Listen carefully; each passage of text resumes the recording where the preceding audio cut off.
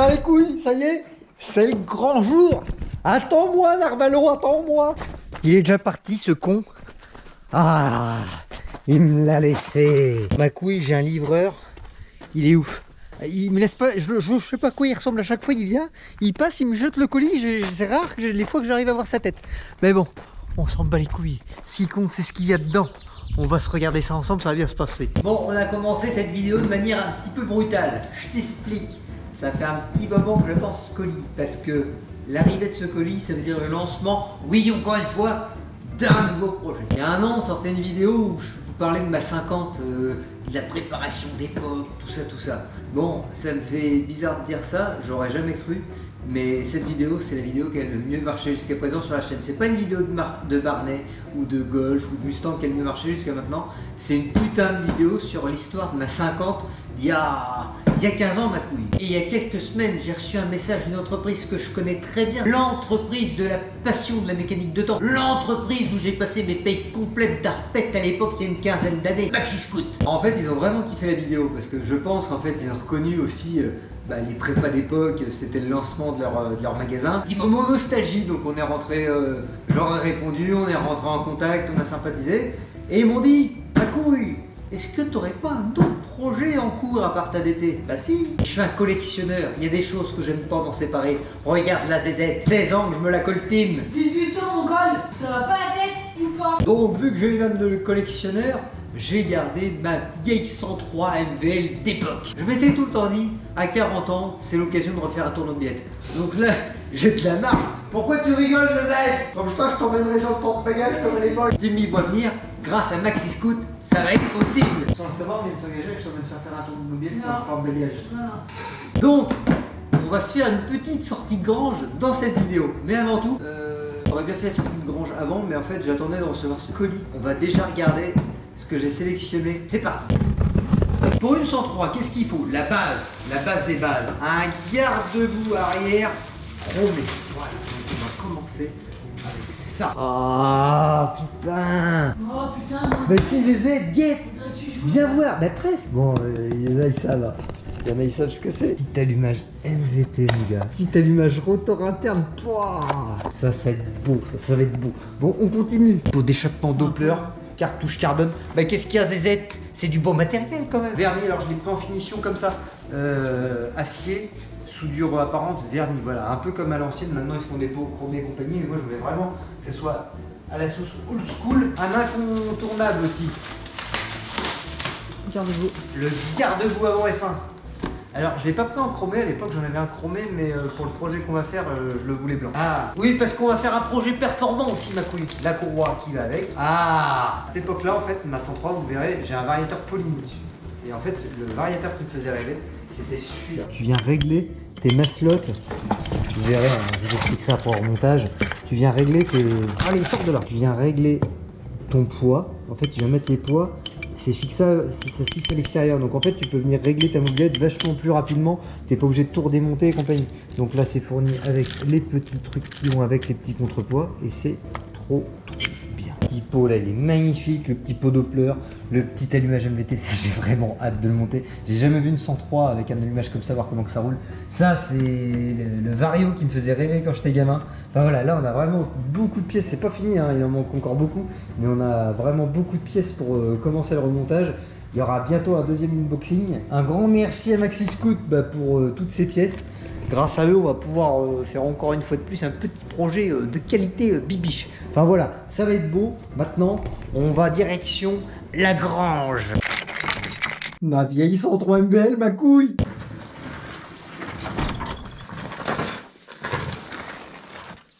Alors là, ma couille, tu peux le constater, on est sur une véritable, une authentique sortie de grange, tu vois.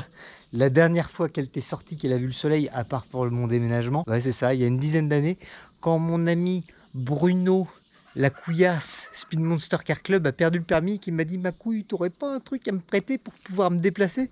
Donc je lui ai prêté ma 103. Depuis cette époque-là, elle roule plus, tout simplement pour la simple et bonne raison. Ce bordel là, je l'avais en alu, ajouré, machin et compagnie, bon, il l'a perdu. C'est venu encastrer une bagnole, sale histoire. Donc il en avait récupéré un autre pour pouvoir finir sa sentence de 6 mois sans permis. Et il me l'avait ramené tel quel.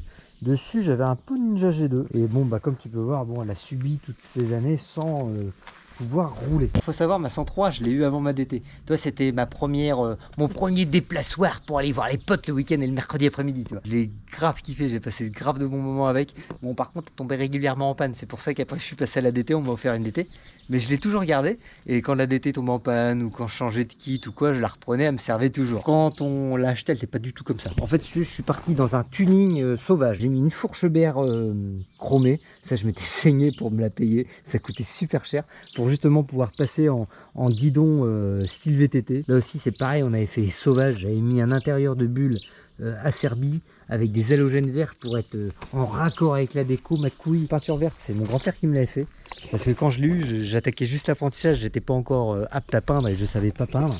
Donc il me l'avait repeint en vert Kawasaki. Bon, on avait poussé le détail quand il me l'a refait. On avait mis les gaines blanches et tout machin. On s'était un peu fait chier. Les jantes à banane blanches, ça c'était la prépa d'époque. On voulait tous ça. Et j'étais un des rares seuls à les avoir. Tout le monde voulait me le chiner. Petit pneu Michelin M29 S. Ça c'était la base. Putain, on était fiers avec ces pneus là. Mais je me rappelle, j'avais pas eu encore assez de monnaie pour m'en payer devant. Devant, ça doit être des Michelin MV100. VM100. Ah, et toi les souvenirs, hein, j'y étais presque. À mon avis, VM100 c'était pour vitesse max 100 km/h. À mon avis, ça devait être ça. J'ai tout le temps eu le carbu d'origine. J'avais un Pau Ninja G2. J'avais un Vario Polini, mais c'est pas lui.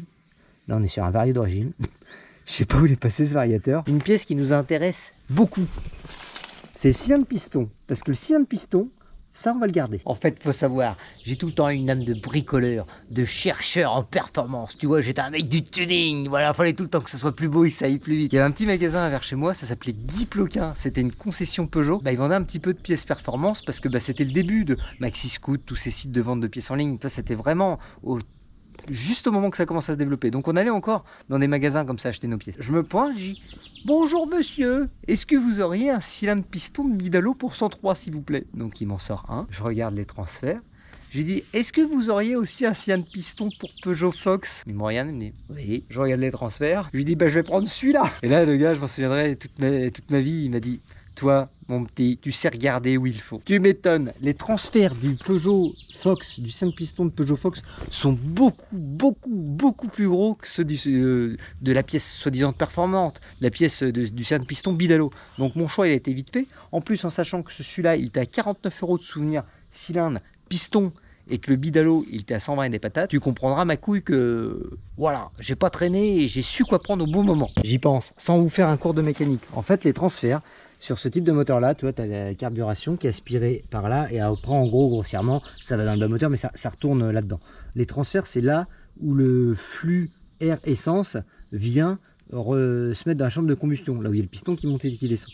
Plus les trous vont être gros, alors attention, il faut que ça soit gros, mais c'est des ingénieurs qu'on dit on fait des trous à cette grandeur, ça sert à rien de creuser pour creuser, tu vois. Et bah sur ces moteurs là, va savoir pourquoi, je ne le sais pas, mais bon, il y en a beaucoup qui ont cramé, hein, parce que j'ai vu, maintenant je me suis remis un peu le nez dans les groupes de préparation de mobilette et tout le monde le sait, hein, maintenant c'est cylindre piston une Fox, va savoir pourquoi sur les Fox, ces transferts ils étaient très gros, du coup tu avais une meilleure performance avec ce cylindre là. Moi avec ce cylindre là, il faut savoir que j'arrivais à suivre des potes qui avaient des kits, c'était des kits 70 ou 75 avec double bougie, enfin ils avaient des trucs de ouf les mecs, et moi juste avec un bon réglage de variateur, une bonne démultiplication et un bon cylindre, malgré que j'ai un petit carburateur, ben, je prenais mes petits 90 km/h quand même, donc c'était plutôt cool. C'est bien beau de parler, mais maintenant qu'on a les pièces, place à l'action. Bon les couilles, ce matin nous voilà rendus chez RCO, et qu'est-ce qu'on va faire? On va s'occuper de la mobilette, la 103. Alors qu'est-ce qu'on va faire de beau sur la 103? Eh ben on va commencer par la foutre en pièces. Mais quand je te dis en pièces, c'est en pièces complètes. Alors les gars, je sais pas ce que vous en pensez, mais là il y a une suspension professionnelle. E.T., tu sais, téléphone maison, il vole sur sa 103 pour rentrer. Allez, la péteuse, le tuyau d'air, c'est parti. Maintenant les amortisseurs. Bon, là clairement on est sur des choses qui ne retourneront pas sur la béda. Mais j'ai pas envie de perdre des petits boulons. Donc je vais tout réinstaller. Toi, on lui est place comme si on allait remonter, et parce que, toi, genre l'axe, ça, on va peut-être sûrement le réutiliser parce que je suis pas sûr de l'avoir dans mon lot de pièces. On va continuer à dépoiler le cul, après on s'occupera de la mécanique. Ça, ma couille, la boîte à outils chromée, on se battait pour ça à l'époque, on en voulait tous une. Moi j'avais réussi à en récupérer. Bon, on en est rendu au moment où je vais tomber la mécanique. Oui, là va falloir sortir le gros équipement, la chèvre, le palon, tout ce que tu veux. Puis le brossian. Et après, ah non, je vais le faire en dernier parce que c'est un coup qu'après ça déséquilibre tout le bazar. Je vais enlever la fourche. Je suis avec une équipe de fisteurs professionnels.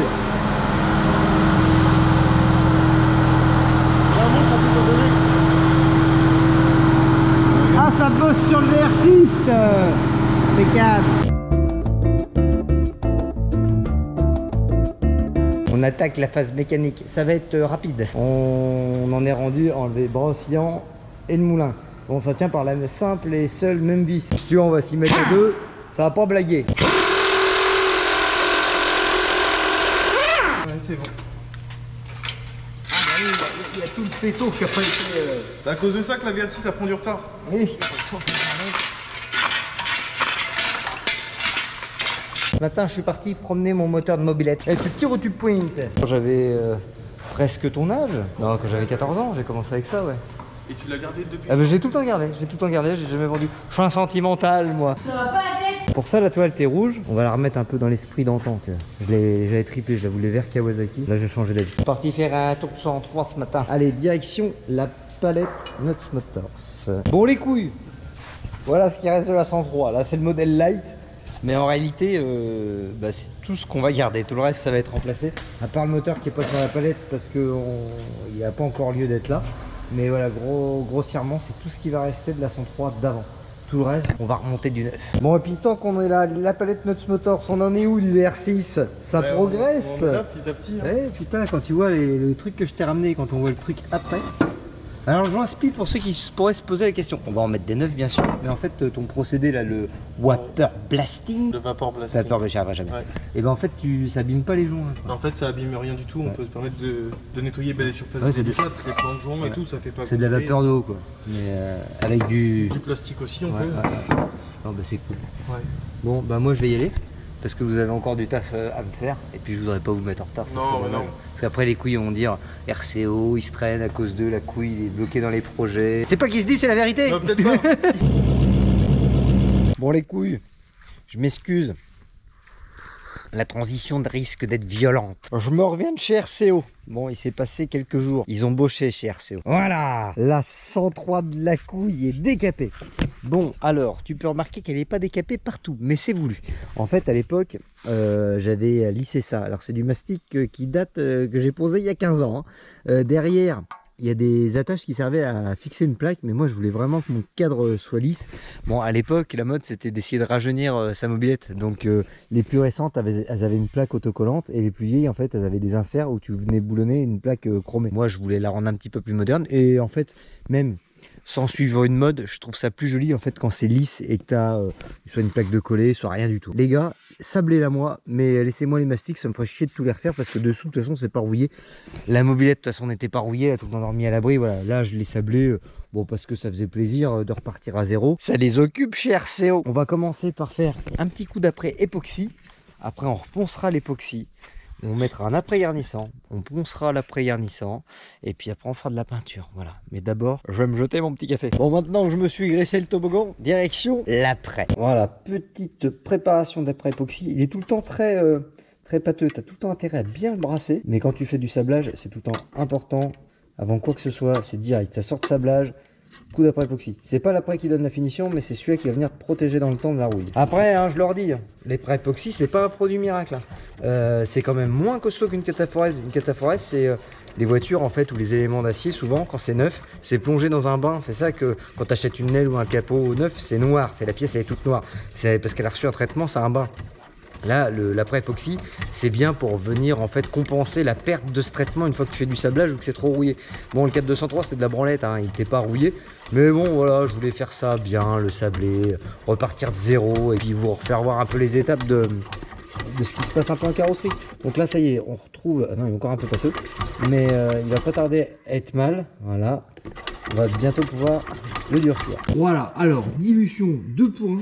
Putain, c'est Beyrouth sur mon établi là. Barnet il a laissé des séquelles, j'ai pas encore pris le temps de tout nettoyer depuis qu'on l'a terminé. Ça va vite devenir relou là, j'ai pas une place exponentielle. Et là, Ouais, ça devrait suffire. Le durcisseur, il est assez atypique, il est orange le bordel. On dirait de l'huile de poisson l'odeur, c'est très... Voilà. Parcimony. Et pareil pour le diluant, voilà, le diluant aussi, ah, c'est pas le même diluant que d'habitude. C'est le bordel, je trouve plus rien. Je l'ai trouvé ma couille. Putain, ZZ, elle va gueuler. Je me suis pas changé, je suis arrivé de chez RCO, direct peinture, machin, regarde-moi ça, je suis habillé comme un plagiste. Mais bon, je l'aime pas trop ce t-shirt, alors si je le tâche, ben les couilles. Allez. Et la dernière fois que j'ai fait ça, je me suis mis partout. Voilà. C'était joli. Voilà, le petit cabochon. C'est parti. Allez, petit réglage. C'est parti. Voilà, ça s'échoue, messire. C'est bien recouvert partout, tu vois. Tu mets en jet pointu pour que ça aille vraiment dans les petits recoins. J'en vois venir aussi. La couille, il a pas peint le dessous. Bon, je vais peut-être me pourrir les doigts, mais c'est pas grave. J'ai peint dessous ma couille. J'ai retourné la pièce, il y en a là-dedans. Maintenant, on va laisser sécher. Et puis, bah, la prochaine étape, l'après garnissant. L'après qui va servir à régler tous ces petits problèmes d'impureté. C'est un après qui est pas du tout anti-rouille, qui est épais, c'est un après qu'on peut appeler polyester et qui sert justement à donner une épaisseur que tu puisses retravailler. C'est un après qui est tendre et après tu viens rattraper les derniers petits défauts avec cet après. Donc là, toi, concrètement, je pense qu'à part cet endroit, tout le reste, juste en mettant de l'après, je sais pas si on verra à la caméra, mais toi, il y a des défauts, juste en mettant de l'après et en le reponçant bien, et ben ça suffira.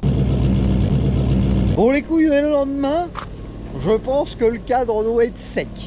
Allez, verdict. Oui, bon, effectivement, il n'y a pas de grande surprise, c'est bien sec. Maintenant, on va se le poncer, les couilles. Ça y est, le cadre a reçu son petit coup de mastic. Maintenant, on va se préparer de l'après garnissant. Allez, hop, c'est parti. Dilution 4 points. On a un petit peu à faire, là, parce que j'en profite pour faire la voiture du pote à côté. La petite prélude. Hop, hop, hop. Là, on est bon. Le petit coup de diluant qui va avec, il n'y en a plus là, il y en a ici. Pourquoi ils m'ont pas mis le même, c'est con. Le 720 avec le parcimony. Et là, on est prêt, ma couille.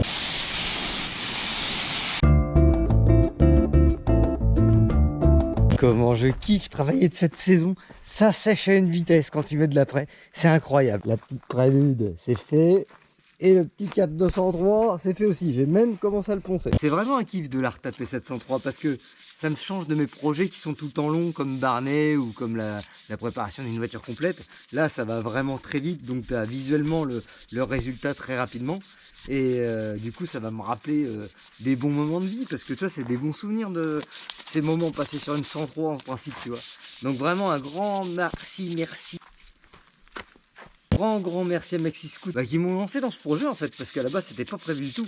Ils m'auraient pas dit ma couille, t'aurais pas un truc à faire sur un 2 temps ou quoi que ce soit. Elle serait encore dans la grange et puis je pense encore pour un moment. Donc là ça fait plaisir, il fait beau, j'ai quasiment toutes les pièces pour la terminer. Il me reste encore un colis que j'attends. D'ailleurs ça serait bien de s'activer le jonc, les couilles, parce que on est quand même mis...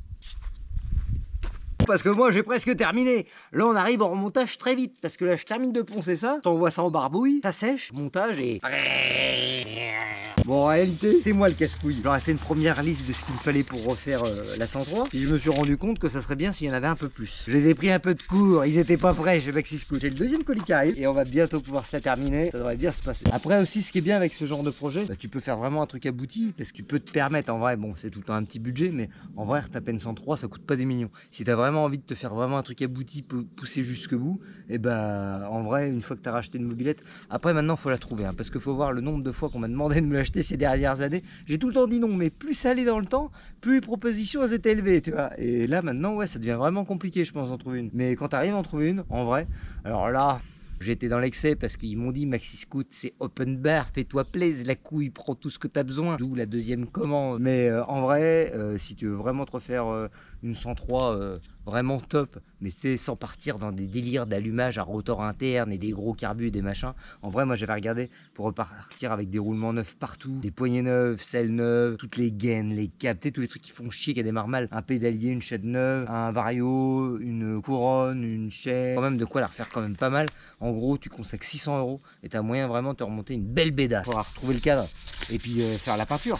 Mais voilà, en vrai, tu peux te faire une belle mobilette vraiment pour moins de 1000 balles. Si t'es un bon démerdard, tu peux te faire vraiment de belles choses pour moins de 1000 euros. Ouais, voilà, c'est que ça coûte pas cher, mais tu sais, ça, plus ça, genre, vas-y, bah, tu sais, tu te prends les freins neufs, les machins, nanana. Tu sais, à chaque fois, c'est des petits billets de 10, de 15 ou de 20, mais bon, ça, plus ça, à la fin, bon, ça fait une petite somme. Mais bon.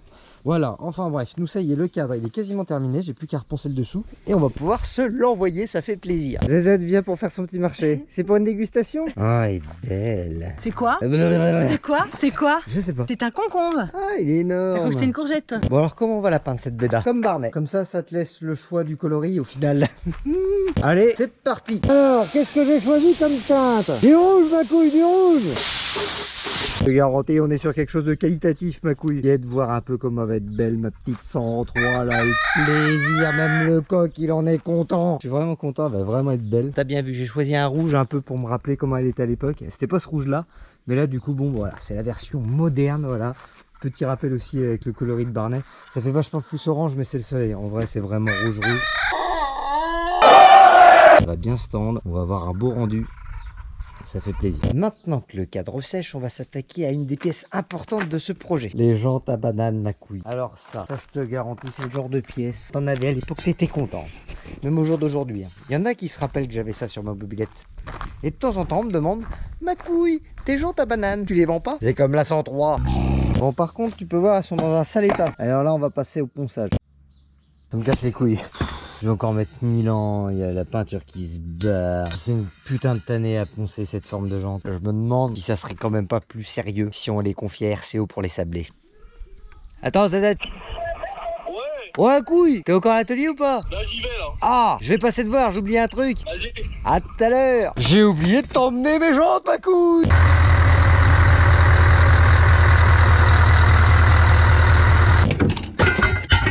Allez, direction RCO.